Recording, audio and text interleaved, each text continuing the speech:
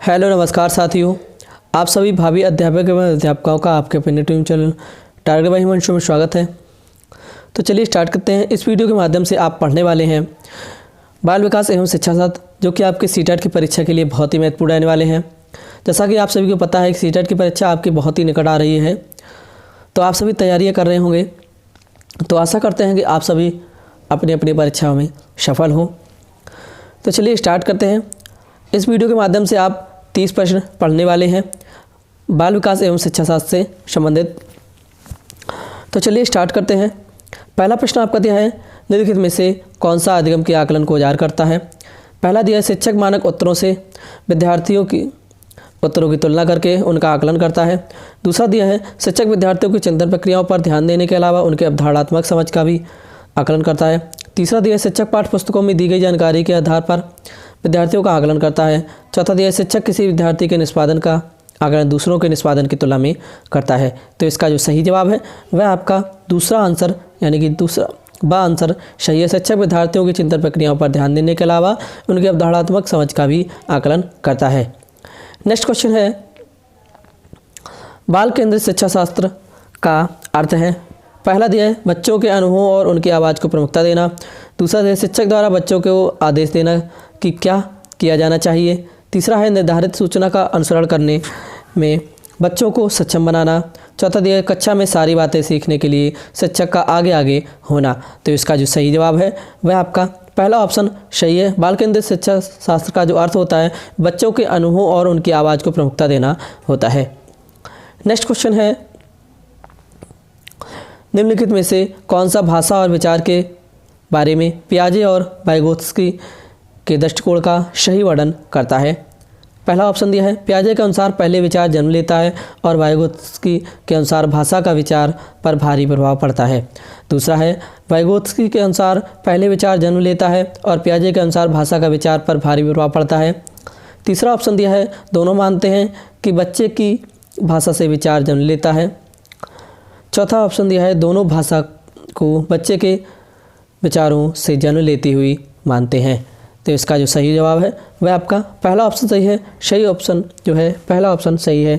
पियाजे के अनुसार पहले विचार जन्म लेता है और वाइगोत्स्की के अनुसार भाषा का विचार पर भारी प्रभाव पड़ता है। नेक्स्ट क्वेश्चन है, विद्यालय यात्रा पर जाने के लिए पोती को अपने पिता से बहस करते हुए देखकर दादी कहती है, तुम अच्छी लड़की की तरह आज्ञाकारी क्यों नहीं हो, तुम लड़कों की तरह व्यवहार करोगी तो तुमसे शादी कौन करेगा।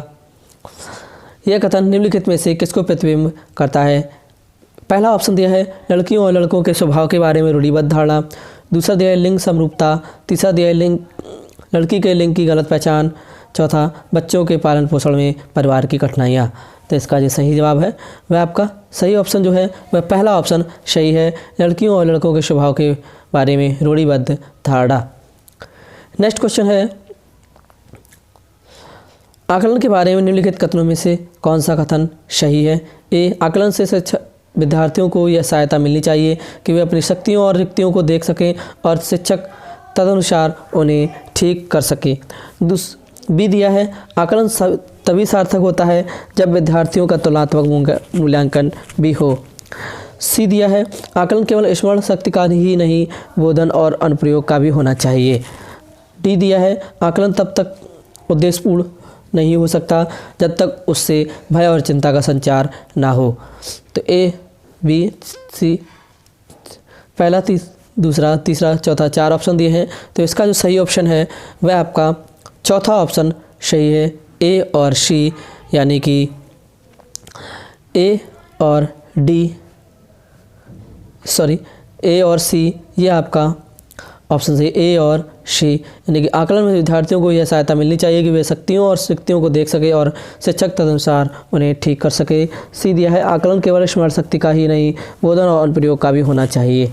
तो यह ऑप्शन सही है, देखिए चौथा ऑप्शन आपका सही है। नेक्स्ट क्वेश्चन आपका दिया है, शिक्षक के अधिकार अधिनियम 2009 के अनुसार विशेष आवश्यकता वाले बच्चों को पढ़ना चाहिए क्या। पहला दिया है, खास तौर पर उन्हीं के लिए बनाए गए विशेष विद्यालयों में। दूसरा, घर पर माता पिता और देखभाल करने वालों के साथ जो उन्हें आवश्यक सहायता उपलब्ध कराए। तीसरा दिया है समावेशी शिक्षा व्यवस्था में इस प्रावधान के साथ कि उनकी व्यक्तिगत आवश्यकताओं की पूर्ति की जा सके। चौथा दिया है व्यावसायिक शिक्षण प्रशिक्षण केंद्रों में जो उन्हें जीवन कौशलों के लिए तैयार कर सकेंगे। तो इसका जो सही जवाब है वह आपका तीसरा ऑप्शन सही है, समावेशी शिक्षक व्यवस्था में इस प्रावधान के साथ कि उनकी व्यक्तिगत आवश्यकताओं की पूर्ति की जा सके। नेक्स्ट है जिस कक्षा में विविध पृष्ठभूमि से विद्यार्थी आते हों वहाँ एक प्रभावी शिक्षक क्या? पहला ऑप्शन दिया है समूह में व्यक्तिगत भिन्नता को बताने के लिए उनकी सांस्कृतिक जानकारी पर ध्यान देगा। दूसरा दिया है वंचित पृष्ठभूमि के विद्यार्थियों को कठिन परिश्रम करने के लिए कहेगा ताकि वे अपने साथियों के बराबर पहुंच सकें। तीसरा दिया सांस्कृतिक जानकारी की अनदेखी करेगा और एक सम्मान तरीके से अपने सभी विद्यार्थियों के साथ व्यवहार करेगा। चौथा दिया है समान आर्थिक पृष्ठभूमि के विद्यार्थियों का समूह बनाएगा और उन्हें एक साथ रखेगा। तो इसका जो सही जवाब है वह आपका सही ऑप्शन जो है वह पहला ऑप्शन सही है, समूह में व्यक्तिगत भिन्नता को बताने के लिए उनकी सांस्कृतिक जानकारी पर ध्यान देगा। नेक्स्ट क्वेश्चन है, नेक्स्ट देखिए आपका यह है निम्नलिखित विकास के सिद्धांतों का उनके सही वर्णन से मिलान कीजिए। तो ये आपके सिद्धांत दिए, एक तरफ वर्णन दिया है उसका, तो इसका सही मिलान करना है। तो इसका जो सही जवाब है वह आपका बी ऑप्शन सही है, बी ऑप्शन आपका सही होगा। नेक्स्ट क्वेश्चन है आपका संज्ञान और संवेग के बारे में निम्नलिखित कथनों में से कौन सा कथन सही है? पहला ऑप्शन दिया है संज्ञान और संवेग एक दूसरे से स्वतंत्र प्रक्रियाएं हैं। दूसरा दिया है संज्ञान और संवेग परस्पर जुड़े हैं और एक दूसरे को प्रभावित करते हैं।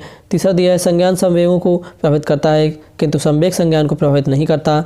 चौथा दिया है संवेग संज्ञान को प्रभावित करते हैं किंतु संज्ञान संवेगों को प्रभावित नहीं करता।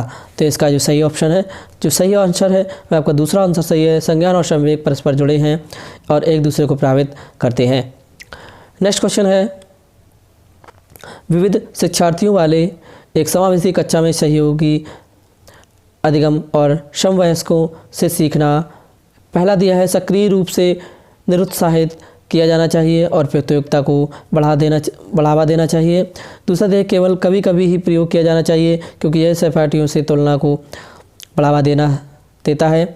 तीसरा दिया सक्रिय रूप से प्रोत्साहित किया जाना चाहिए जिससे समवयस्कों की स्वीकार्यता बढ़े। चौथा दिया है कार्यान्वित नहीं किया जाना चाहिए और विद्यार्थियों को क्षमताओं के अनुसार अलग अलग किया जाना चाहिए।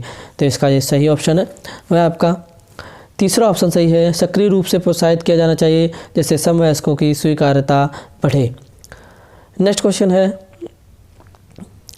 एक शिक्षिका अपनी कक्षा में विविधता को संबोधित कर सकती है।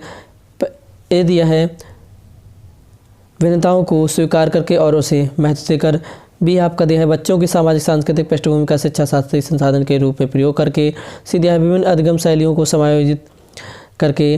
डी दिया है मानक निर्देश देकर और निष्पादन हेतु सर्वमान्य मानदंड निर्धारित करके। तो इसका जो सही जवाब है वह आपका सही ऑप्शन जो है वह आपका चौथा ऑप्शन सही है, यानी कि ए बी सी आपके ए बी सी ये तीनों सही है। डी ऑप्शन आपका यह डी गलत है।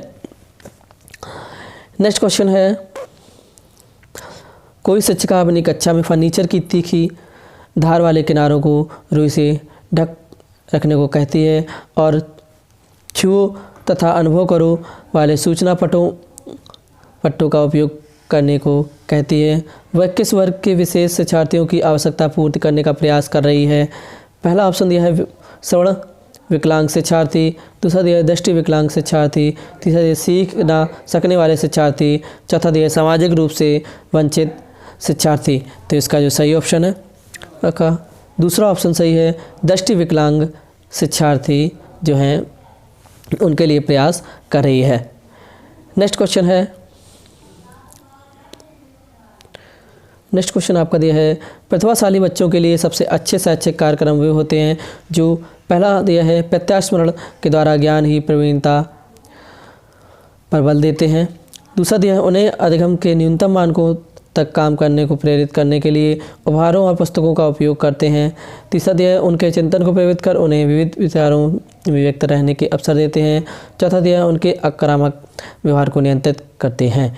तो इसका जो सही ऑप्शन है वो है आपका तीसरा ऑप्शन सही है, उनके चिंतन को प्रेरित कर उन्हें विविध विचारों में व्यस्त रहने के अवसर देते हैं।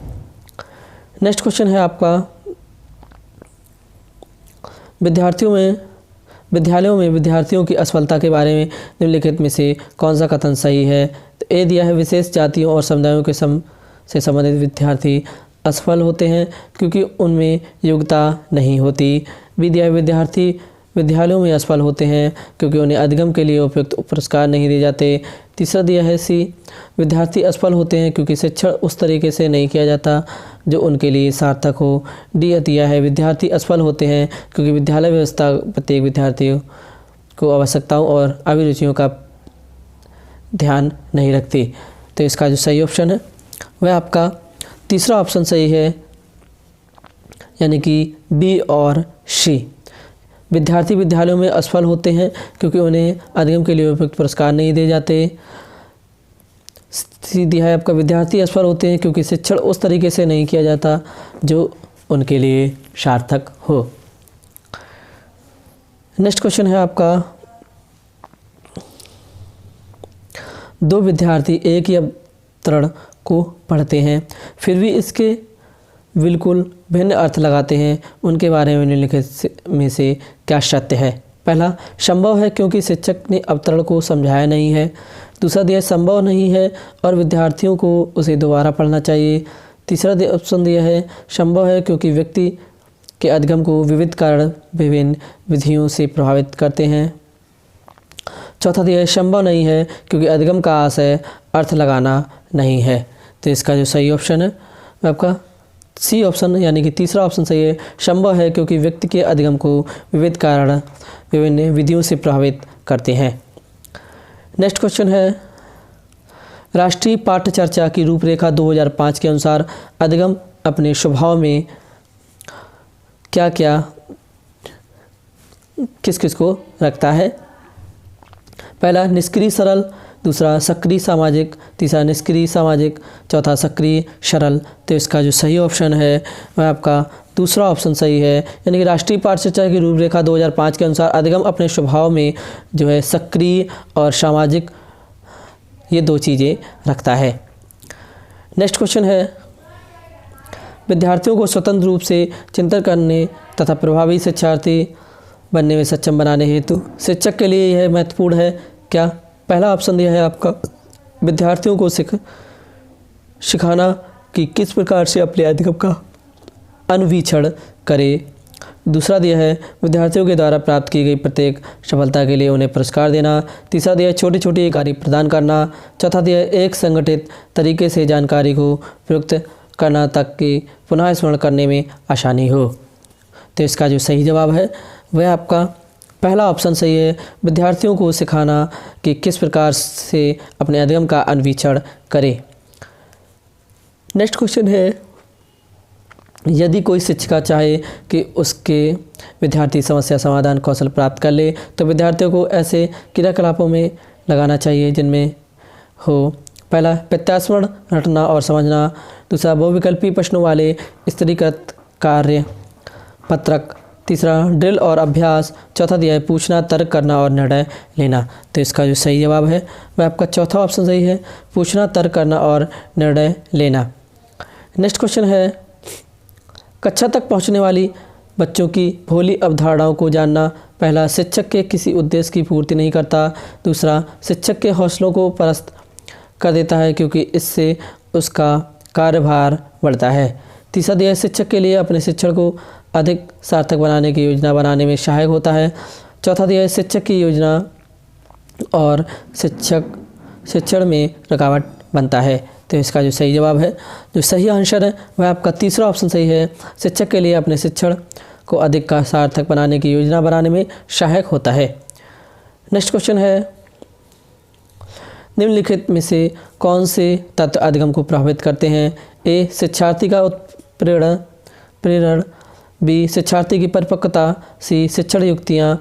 डी, शिक्षार्थी का शारीरिक और संवेगात्मक स्वास्थ्य। तो इसका जो सही ऑप्शन है वह आपका दूसरा ऑप्शन सही है, यानी कि ए, बी, सी, डी ये चारों जो हैं अधिगम को प्रभावित करते हैं। ये चारों जो हैं ए, बी, सी, डी, यानी कि इसका जो दूसरा ऑप्शन सही है वह आपका सही ऑप्शन है, ये चारों अधिगम को प्रभावित करते हैं। नेक्स्ट क्वेश्चन है सार्थक अधिगम है। पहला दिया है वयस्कों और अधिक सक्षम साथियों का अनुकरण। दूसरा है उद्दीपक तथा उत्तर के बीच युग्मन तथा साहचर्य। तीसरा दी गई सूचना का निष्क्रिय ग्रहण। चौथा निजी अनुभवों से ज्ञान की संरचनाओं का सक्रिय निर्माण। तो इसका जो सही आंसर है वह आपका चौथा आंसर सही है, निजी अनुभवों के ज्ञान की संरचनाओं का सक्रिय निर्माण। नेक्स्ट क्वेश्चन है विद्यार्थियों के प्रभावशाली अधिगम के लिए निम्नलिखित में से कौन सा शिक्षक के प्रारंभिक कार्यों में से एक नहीं है। पहला, विद्यार्थियों की उन धारणाओं को जानना जिन्हें लेकर वे कक्षा में आते हैं। दूसरा, विद्यार्थियों को उपदेशात्मक विधि से सूचना प्रदान करना। तीसरा, विद्यार्थियों के उच्चतर स्तर के प्रश्नों के उत्तर की अपेक्षा करना। चौथा, बच्चों को यह सिखाना कि वे अपने अधिगम प्रयासों को कैसे देख और सुधार सकते हैं। तो इसका जो सही जवाब है, जो सही आंसर है वह आपका दूसरा आंसर सही है, विद्यार्थियों को उपदेशात्मक विधि से सूचना प्रदान करना। नेक्स्ट क्वेश्चन है विकास के सिद्धांतों के बारे में निम्नलिखित में से कौन सा कथन गलत है। पहला दिया है विकास वंशानुगतता और वातावरण के बीच सतत अन्योन क्रिया से होता है। दूसरा दिया है विकास परिपक्वन और अधिगम पर आधारित होता है। तीसरा दिया है प्रत्येक बच्चा विकास के चरणों से गुजरता है, फिर भी बच्चों में व्यक्तिगत भिन्नताएं बहुत होती हैं। चौथा दिया विकास तथा परिमाणात्मक प्रक्रिया है जिसका ठीक ठीक मापन हो सकता है। तो इसका जो सही आंसर है वह आपका चौथा आंसर सही है, विकास एक परिमाणात्मक प्रक्रिया है जिसका ठीक ठीक मापन हो सकता है। नेक्स्ट क्वेश्चन है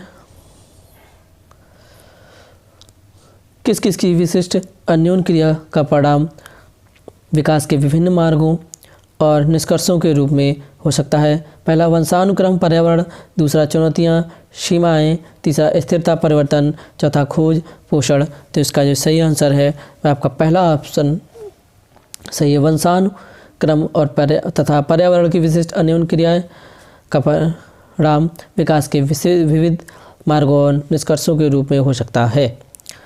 नेक्स्ट क्वेश्चन है विद्यालय और सामाजिकरण के बारे में निम्नलिखित में से क्या सत्य है। पहला, सामाजिकरण में विद्यालय की कोई भूमिका नहीं होती। दूसरा, विद्यालय सामाजिकरण का एक महत्वपूर्ण कारक है। तीसरा, सामाजिकरण में विद्यालय की बहुत थोड़ी भूमिका होती है। चौथा, विद्यालय सामाजिकरण का पहला मुख्य कारक है। तो इसका जो सही आंसर है वह आपका दूसरा ऑप्शन सही है, विद्यालय सामाजिकरण का एक महत्वपूर्ण कारक है। नेक्स्ट क्वेश्चन है जीन पियाजे के संज्ञानात्मक विकास के सिद्धांत के बारे में निम्नलिखित कथनों में से सही कथन कौन सा है। पहला दिया है पियाजे ने संज्ञानात्मक विकास के 5 स्पष्ट चरण प्रस्तावित किए हैं। दूसरा, पियाजे का तर्क है कि संज्ञानात्मक विकास चरणों में आगे बढ़ने की अपेक्षा निरंतर होता है। तीसरा, किसी चरण को छोड़ा नहीं जा सकता क्योंकि ये चरण स्थिर है। चौथा, बच्चों के सांस्कृतिक आधार के अनुसार इन चरणों का क्रम बदला जा सकता है। तो इसका जो सही ऑप्शन है वह आपका दूसरा ऑप्शन सही है, पियाजे का तर्क है कि संज्ञानात्मक विकास चरणों में आगे बढ़ने की अपेक्षा निरंतर होता है। नेक्स्ट क्वेश्चन है जीन पियाजे के द्वारा प्रस्तुत संरक्षण के प्रत्यय से तात्पर्य है कि पहला, कुछ भौतिक गुणधर्म वही रहते हैं चाहे बाहरी आकृतियाँ बदल जाएं। दूसरा, वन्य जीव और वनों का संरक्षण बहुत महत्वपूर्ण है। तीसरा, परिकल्पना पर विधिवत परीक्षण से सही निष्कर्ष पर पहुंचा जा सकता है। चौथा, दूसरों के परिदृश्य को ध्यान में रखना एक महत्वपूर्ण संज्ञानात्मक क्षमता है। तो इसका जो सही ऑप्शन है वह आपका पहला ऑप्शन सही है, कुछ भौतिक गुणधर्म वही रहते हैं चाहे बाहरी आकृतियाँ बदल जाएं। नेक्स्ट क्वेश्चन है हॉवर्ड गार्डनर के बहुबुद्धि सिद्धांत के अनुसार निम्नलिखित का मिलान कीजिए। तो देखिए बुद्धि के प्रकार लिखे हैं, यहाँ अंतः अवस्था लिखी है, तो इनको मिलान करना है। तो इसका जो सही ऑप्शन है वह आपका तीसरा ऑप्शन सही है, तीसरा ऑप्शन आपका सही है। नेक्स्ट क्वेश्चन है लेव वाइगोत्स्की के अनुसार पहला, भाषिक विकास मानव चिंतन के स्वभाव को बदल देता है। दूसरा, वयस्कों और साथियों के अन्योन्य क्रिया करने की करने का भाषा के विकास में कोई प्रभाव नहीं पड़ता। तीसरा, भाषिक विकास में संस्कृति की भूमिका बहुत कम होती है। चौथा, बच्चे भाषा अर्जन की एक युक्ति से कोई भाषा सीखते हैं। तो इसका जो सही ऑप्शन है वह आपका पहला ऑप्शन सही है। लियो वाइगोत्स्की के अनुसार भाषिक विकास मानव चिंतन के स्वभाव को बदल देता है। नेक्स्ट एंड लास्ट क्वेश्चन देखते हैं।